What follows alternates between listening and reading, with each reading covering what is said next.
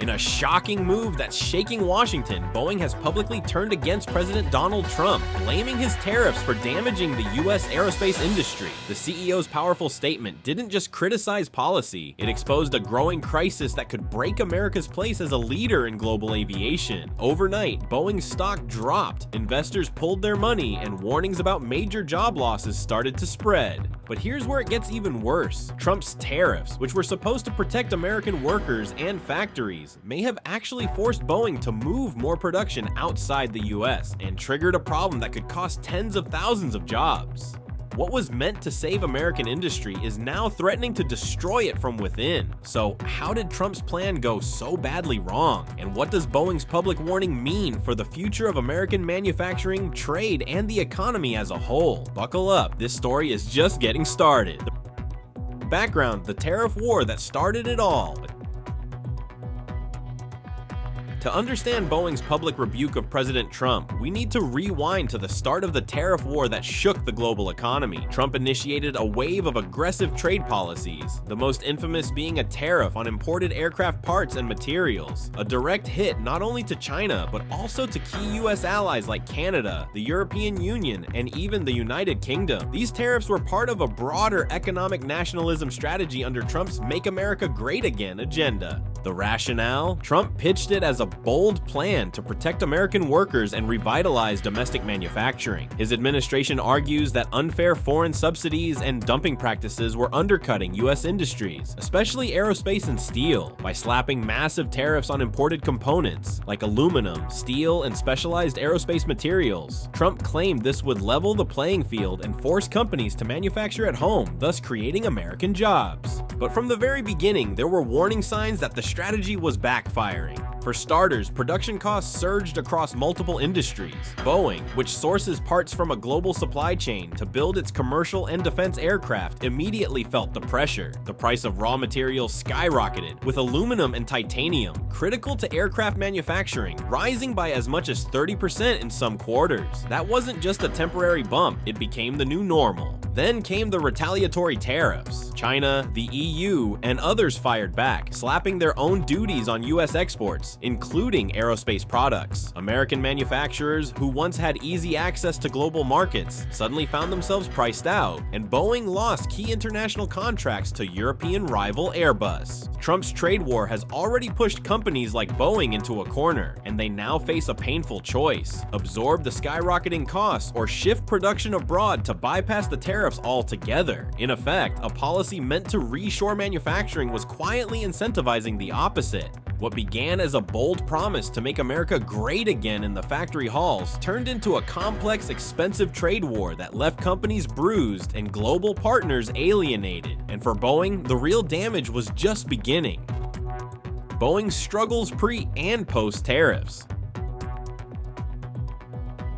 To be clear, Boeing wasn't flying high before the tariffs landed. The company had already been navigating through turbulence, most notably the global grounding of its 737 MAX fleet following two catastrophic crashes in 2018 and 2019. That crisis alone cost the company billions in penalties, lost sales, and legal settlements. Then came the COVID-19 pandemic, which devastated air travel and brought new aircraft orders to a screeching halt. Boeing was bleeding cash, cutting jobs, and trying desperately to stabilize its production lines. But just when things seemed like they couldn't get worse, they did, thanks to Trump's tariffs. The tariff on aerospace components slammed directly into Boeing's already fragile operations. Overnight, the cost of doing business soared. Boeing's planes are not built in one city or even one country. They're assembled using parts from dozens of suppliers worldwide. Wings from Japan, fuselage sections from Italy, landing gear from Canada, and now nearly every part coming from outside the US carried a new price tag. This became a logistical and financial nightmare. The company's profit margins were already razor thin, and now they had to choose between raising aircraft prices, risking the loss of customers, or eating the cost and hemorrhaging money. Either way, Boeing was trapped. One of the most painful consequences was the loss of international deals. Countries like China and India, key markets for Boeing's commercial aircraft, were now more inclined to purchase from Airbus, which faced no such trade barriers. In fact, China even used Boeing's dependence on US trade policy as leverage, delaying or canceling orders entirely and signaling that America's biggest plane maker was no longer a stable partner. Then there's the supply chain chaos. With materials more expensive and parts harder to acquire, delays became rampant. Boeing's delivery timelines stretched, affecting both commercial airlines and defense contracts. Smaller suppliers, many of them American, struggled to stay afloat under the new costs, and some simply shut down. The ripple effect spread far beyond Boeing's main offices in Chicago and Seattle. In trying to shield American industry from foreign competition, the tariffs exposed Boeing to a new kind of vulnerability, a hostile international market and an unsustainable domestic cost structure. The company wasn't just struggling anymore, it was suffocating under the very policies meant to protect it. Faced with mounting pressure, Boeing's leadership finally broke their silence, and in a way that sent shockwaves through the aerospace and political world. Boeing CEO's statement and economic fallout. In a widely broadcast press conference, Boeing CEO David Calhoun issued a blistering statement that laid blame squarely on the tariffs introduced under President Trump.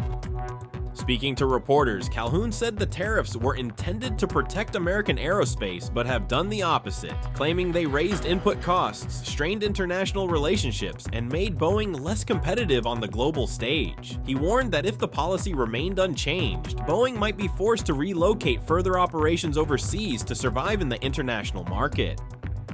"We're no longer operating on a level playing field," he declared. "Airbus and other foreign competitors benefit from stable, tariff-free supply chains. Meanwhile, we're hit with penalties for simply trying to do business with longtime partners in Europe and Asia."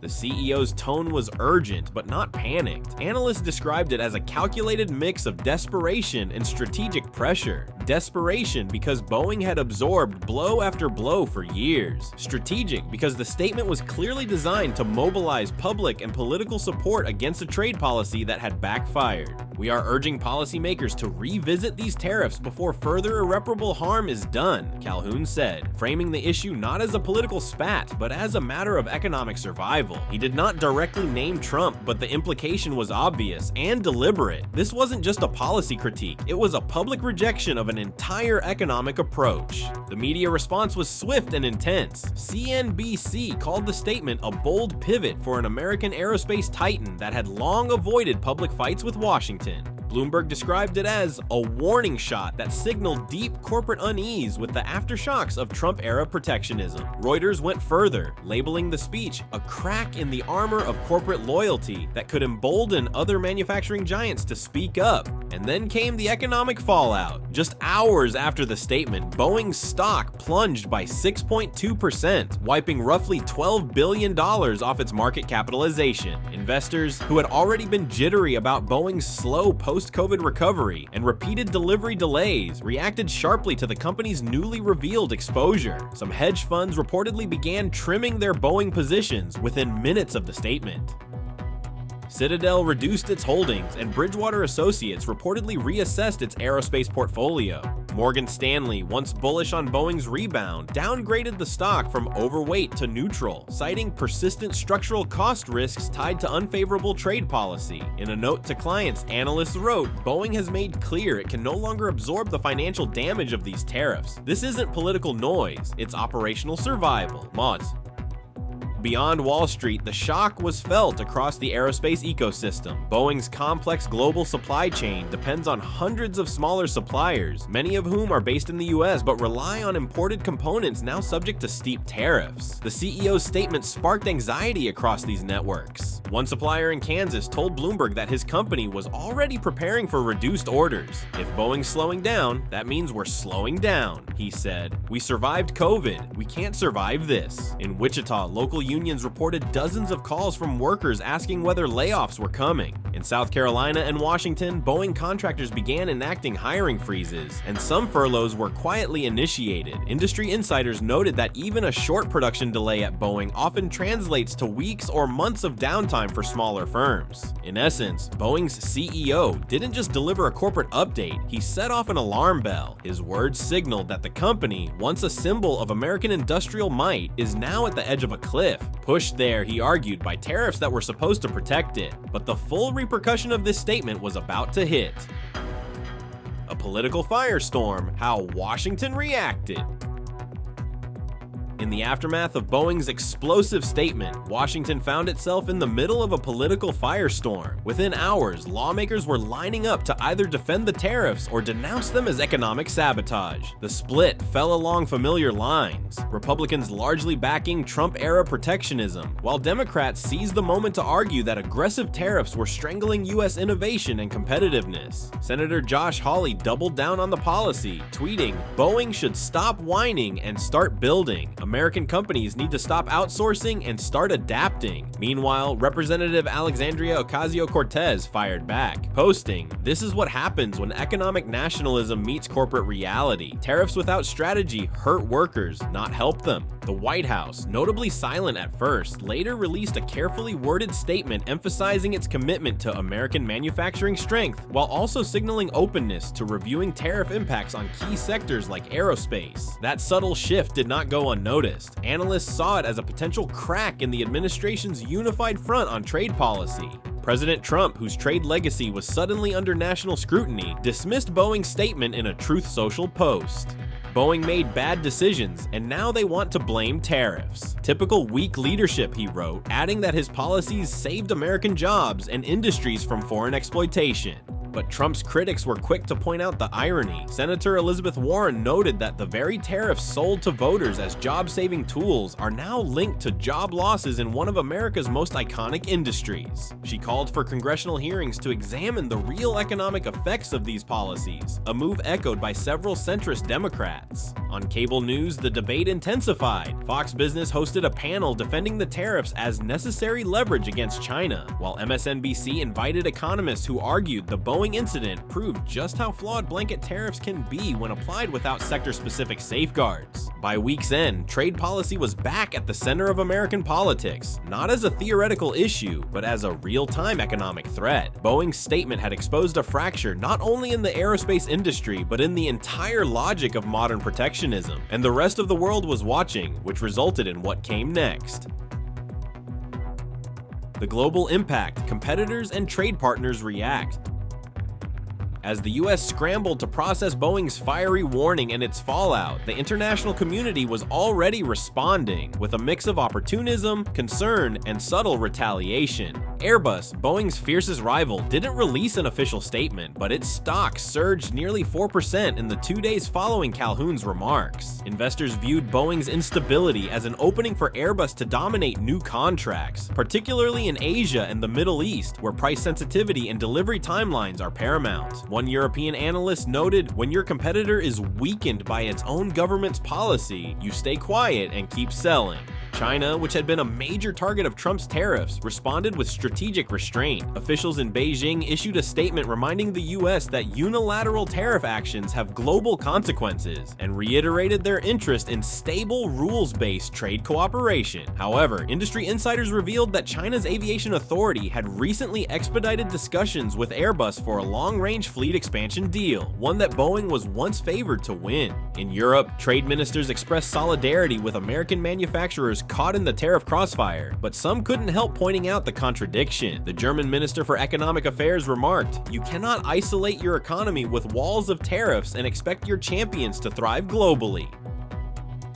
The World Trade Organization also weighed in, warning that the growing misuse of tariffs for domestic political goals risks destabilizing global supply chains beyond repair. Though the statement didn't name the US directly, it was clear who the message was aimed at. Meanwhile, trade partners like Canada, Japan, and South Korea began reassessing their aerospace procurement strategies, worried that future partnerships with US companies might be jeopardized by internal policy shifts. A Japanese official told Nikkei Asia, "This is not just about Boeing, it's about whether the US is still a reliable industrial partner. And it's not just reputational damage, there are real dollars on the line. Boeing's competitors are now pushing for long-term exclusive deals, knowing the uncertainty in US policy could give them an edge. In markets where trust and consistency are everything, the fallout from one CEO's warning may have just altered the balance of power in global aviation. But what happens to Boeing? Where does it go from here? Where does Boeing go from here? With public confidence shaken and investor money retreating fast, Boeing is scrambling for short-term fixes. Insiders say the company is already reevaluating its global supply chains, seeking tariff-safe partners in countries like Mexico, Canada, and even Vietnam. But this pivot won't be painless. Targeted layoffs have reportedly begun, especially in non-essential units, as Boeing attempts to stabilize cash flow. Meanwhile, its lobbying arm is working overtime on Capitol Hill, pushing for tariff exemptions or an overhaul of the trade structure that sparked this chaos. But beyond the immediate turbulence, darker clouds loom. Boeing is not just a company, it's a pillar of US national security and innovation. If it loses ground globally, America risks ceding technological leadership in aviation to Europe or even China. With defense contracts, satellite projects, and space exploration all interconnected, a weakened Boeing means potential gaps in capability and competitiveness. The question now isn't just whether Boeing can survive this crisis, it's whether the long-term damage has already begun. If investor confidence doesn't return, and if political backing continues to fracture, this could be the moment where Boeing, once untouchable, begins a slow and painful decline. The Boeing saga is no longer just about one company. It's a symbol of a larger, more troubling shift in the American economic model. But maybe this isn't just fallout, it's a warning. Manufacturing in the 21st century isn't built on isolation. It thrives on interconnected supply chains, trust, and global cooperation. When one link in that chain snaps, everything risks falling apart. Boeing's rebellion has forced a reckoning. The cost of getting it wrong is no longer theoretical. It's on the front page, in stock portfolios, and potentially on the unemployment line.